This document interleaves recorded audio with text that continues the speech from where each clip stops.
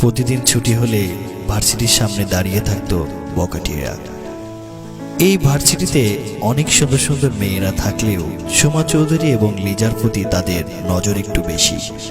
আজকেও তার ব্যতিক্রম ঘটল না।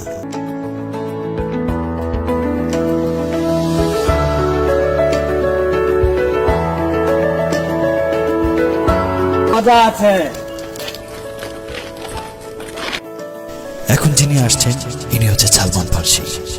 মানুষের বিপদ আপদে ঝাঁপিয়ে পড়েন, কিন্তু সন্ত্রাসী। সালমান ফার্সি ভাই, সালমান ভাই, আপনি আমার এলাকার বড় ভাই, আপনার আমি সম্মান করি, আমার পথ থেকে সরে দাঁড়ান।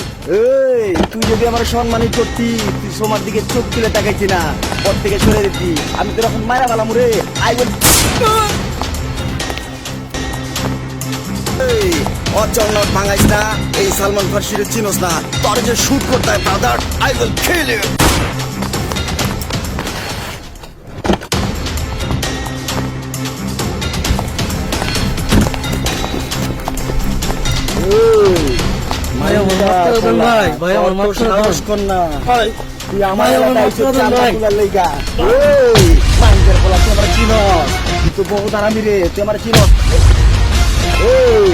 আজকের পর থেকে আমার এলাকায়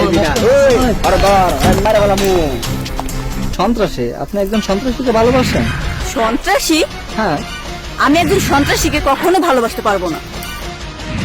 এদের মেয়ে জোসনা হয় আমায় কথা কথা বসকে তো ফোনটা দিতে হয়। হ্যালো, আসসালামু আলাইকুম বস। আপনার প্রেমিকা তো শান্তবার লগে পিরিত করে, ওখানে বসে ডেটিং দেয়, টাইম পাস করে। হ্যাঁ, আচ্ছা বস, আচ্ছা আচ্ছা। বাহ তোমার বাহ, আমি সন্ত্রাসী, আমি চাঁদাবাজি, আমি ভালো হতে চেয়েছিলাম শুধু একমাত্র তোমার জন্য, শুধু একমাত্র তোমাকে ভালোবেসে আমি ভালো হতে চেয়েছিলাম। আর শান্ত, তুই তো নিমক হারাম, তুই বেঈমান। এই তোরে কত খাওয়াইছি, তোরে কত পড়াইছি, তোরে রে তোরে নিজের মতো ভালোবাসতাম রে, আমার ছোট ভাইয়ের মতো তোরে ভালোবাসতাম। তুই আজকে আমার মনের মধ্যে টাকা দিছস। এই আজকে আমার মনের মধ্যে টাকা দিলি, আমি অনেক মানুষ মাইরা ফেলেছি ভাই, আমার কোনো দুঃখ হয় নাই, কিন্তু আজকে তোরে মারুম, তোরে মারলেও আমার দুঃখ হইব, না মারলেও দুঃখ হইব, তোরে মারা ফেলাম।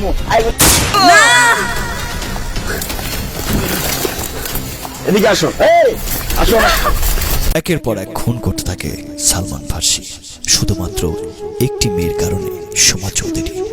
সোমা চৌধুরীকে সালমান ফার্সি প্রচন্ড ভালোবাসে, কিন্তু বেইমানি করলো তার কাছের বন্ধু শান্ত। সালমান ফার্সির একটাই ডায়লগ, বেইমানের কোনো জায়গা আমার কাছে নাই। তাই সালমান ফার্সি অবশেষে শান্তকেও খুন করে ফেললেন। একেই বলে বন্ধু কেন শত্রু হলো।